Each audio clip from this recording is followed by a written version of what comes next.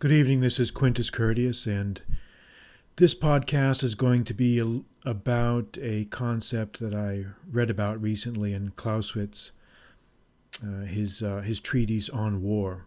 There's a very interesting concept that he introduces in his book, and it's something that is described in a French phrase, and the French phrase is coup d'oeil.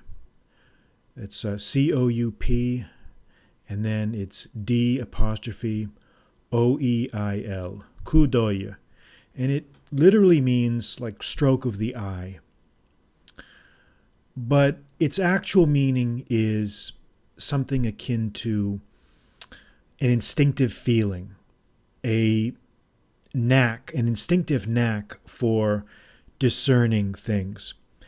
And Clausewitz uses this term in connection to a military commander who has an instinctive ability, an instinctive eye for discerning the possibilities of terrain or rivers or bridges or any topographical situation that might be encountered in a military context.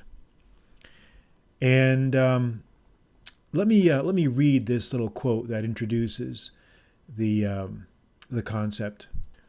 The quote here is in Book 8, Chapter 1, and Clausewitz says, "When all is said and done, it really is the commander's coup d'oeil, his ability to see things simply, to identify the whole business of war completely with himself, that is the essence of good generalship.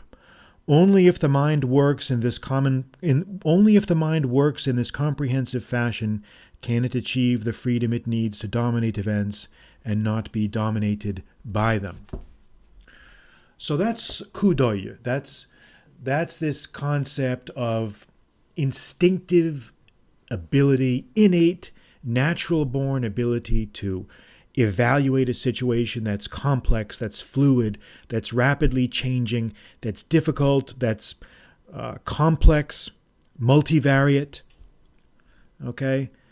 And someone that does not possess this talent, someone who does not possess this skill, is going to be bewildered, is probably going to be overwhelmed by the intensity of the situation. And someone with this skill, this stroke of the eye, is going to be able to flash out at a glance the possibilities that are opened up by this situation. So it's a real skill, it's a real talent. Now, you may say, okay, so what? So such a thing exists. So coup d'oeil, so what? Well, let's think about this for a minute. Everyone knows that with hard work and practice and experience, a person can improve himself in just about any field of endeavor. You know, if I were to take a class on electricianship or plumbing or some other vocation or trade, I would probably be able to perform at a reasonably competent capacity in that job. But let's face it,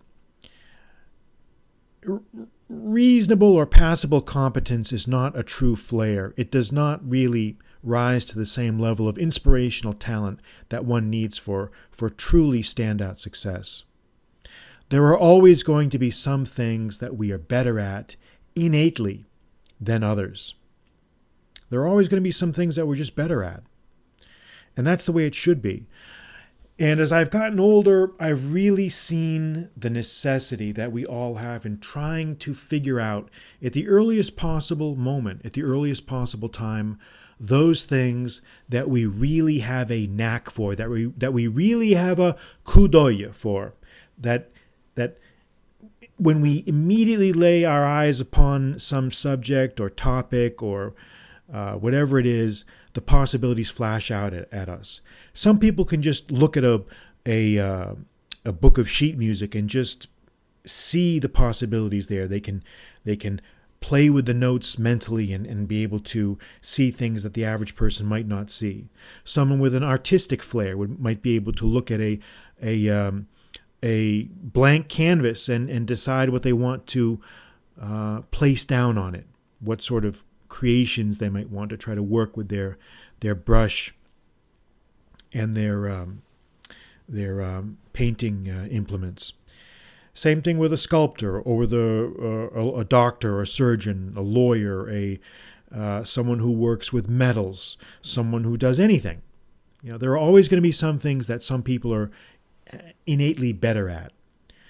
So, it's so important, I think, for all of us to try to find that vocation, that job that we really have a special talent for, because that really is what makes life livable. Nobody wants to be stuck in a job that they're mediocre. They have a lukewarm attraction to it. They just don't like it, or they have a passable competence in it, but they're really just wasting their years. They're just grinding out the years. And there are some people that do this, And obviously, look, it's easier said than done. It's very much easier said than done. It's almost like finding the right mate. In fact, I would say it is exactly like finding the right mate. Because let's face it, most of us simply are either born into our professions. Let's say we take on the same profession that maybe a relative did, or it's something that we did because we were expected to do it, or it's something that we just fell into by default because we really had no other options at the time. And let's be honest, I think most people, if they truly were being honest, they would confess that the profession or the job that they got into was not really something that they, thought they had a special knack or talent for, but it was something that circumstance led them to it by some other means. And that's I suppose that's fine for the vast majority of mankind, but we don't want to be the vast majority. We want to try to occupy that select minority, don't we? We want to try to play the odds. We want to try to beat the odds. And so I think it's just the fact that Clausewitz would actually single out this idea of genius, this idea of special skill or special knack for something, that was important to him. This was a guy that had been in the military profession for many, many years. He had served in staff officer capacities. He had seen military campaigns up close, up front, in very intimate and devastating ways. So he knew the importance of the commander with a natural ability. And that's something that if you read my translation of Cornelius Nepos's Lives of the Great Commanders, you'll see that there are some of those guys in that book that just had a natural ability for war. They had a natural flair for managing men in situations under duress. And those men exist. Believe me, they exist. And all of us, I think, training can get us to a good, competent level. But to take things to that higher, extraordinary level takes something a little bit more special. It takes something that is a little bit uncommon. And we all have those special skills. I hope I've found mine, and I hope you find yours. And so I think that it's incumbent upon all of us, as we grope our way through the pathways of life, to try to experiment with different occupations, jobs, tasks, skills, to try to find those things that we have that latent talent for. And it's not easy, because you may have to strike out on your own. You may have to do things that people find incomprehensible, that people don't understand. But remember, the only person that walks in your shoes is you. The only one that you have to answer to when it comes to your life is you. Ultimately, everyone's opinion is just that, an opinion. But I think that's something that we should maybe try to focus more on in the years ahead, is finding that